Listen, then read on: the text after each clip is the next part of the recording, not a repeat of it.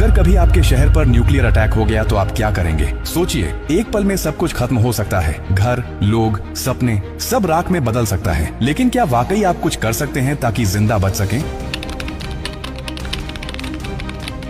हाँ, अगर आप अभी से तैयार हैं, ये जानकारी जिंदगी और मौत के बीच की दूरी तय कर सकती है। क्योंकि जब एक न्यूक्लियर बम गिरता है तो सिर्फ धमाका ही नहीं होता, उसके बाद शुरू होता है वो खतरनाक खेल जिसे कहते हैं रेडिएशन फॉलआउट। और उसमें जो जिंदा बचता है वो भी धीरे धीरे मरने लगता है। सबसे पहले जानिए कि जैसे ही न्यूक्लियर बम गिरता है, एक तेज सफेद रोशनी आपके सामने आती है। इस रोशनी को देखना मतलब अपनी आंखों की रोशनी खो देना। आप अंधे हो सकते हैं स्थायी रूप से। इसलिए पहला कदम, जैसे ही धमाके की खबर मिले या रोशनी दिखे, तुरंत जमीन पर लेट जाइए, अपनी आंखें और कान बंद कर लीजिए और चेहरे को किसी कपड़े से ढक लीजिए। ये पहली रक्षा है। अब सवाल उठता है कि कहां जाएं? तो याद रखिए, अगर आपके आसपास कोई मेट्रो स्टेशन है, बेसमेंट है, अंडरग्राउंड पार्किंग है, तो वहीं भागिए, क्योंकि जमीन के नीचे रहना न्यूक्लियर फॉलआउट से बचने का सबसे कारगर तरीका है। लेकिन अगर कुछ नहीं है तो अपने घर को ही शेल्टर बनाना पड़ेगा। सारी खिड़कियां, दरवाजे बंद कर दीजिए। हर छोटी छोटी दरार को भी किसी कपड़े, टेप या गत्ते से बंद कीजिए। हवा का एक भी रास्ता नहीं खुला रहना चाहिए। अटैक से पहले या जैसे ही खबर मिले, आपके पास सिर्फ कुछ मिनट होंगे। उसी वक्त पानी भरिए, बाल्टी, बोतल, ड्रम जो भी है। याद रखिए, अटैक के बाद पानी में रेडिएशन मिल सकता है। नल से पानी बिल्कुल मत पीजिए, इसीलिए पहले से स्टोर किया हुआ पानी ही जिंदगी बचाएगा। खाने के लिए ड्राई फूड रखें, बिस्किट, ड्राई फ्रूट्स, पैकेज्ड खाना जो बिना पकाए खाया जा सके। अगर गलती से आप बाहर थे और रेडिएशन में एक्सपोज हो गए तो जैसे ही अंदर आए, कपड़े उतारिए, उन्हें एक पॉलिथीन में बंद कर दीजिए और खुद को साबुन और स्टोर किए हुए पानी से अच्छे से धोइए।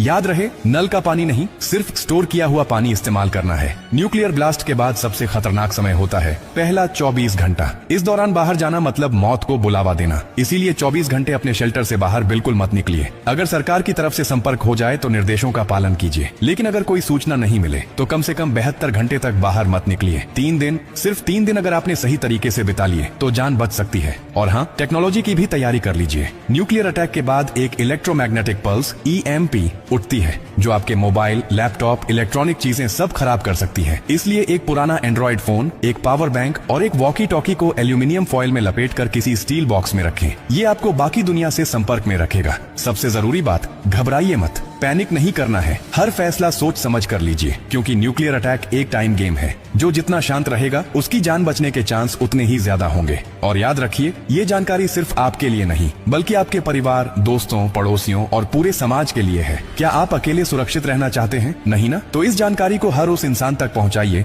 जिसकी जिंदगी की आपको परवाह है। हो सकता है आपकी एक शेयर से किसी माँ का बच्चा जिंदा रह जाए, किसी पिता की आखिरी उम्मीद बच जाए, किसी बहन का भाई लौट कर घर आ जाए। और यही तो असली इंसानियत है। और हाँ, जब आप जिंदगी बांट रहे हैं तो एक वादा भी कीजिए।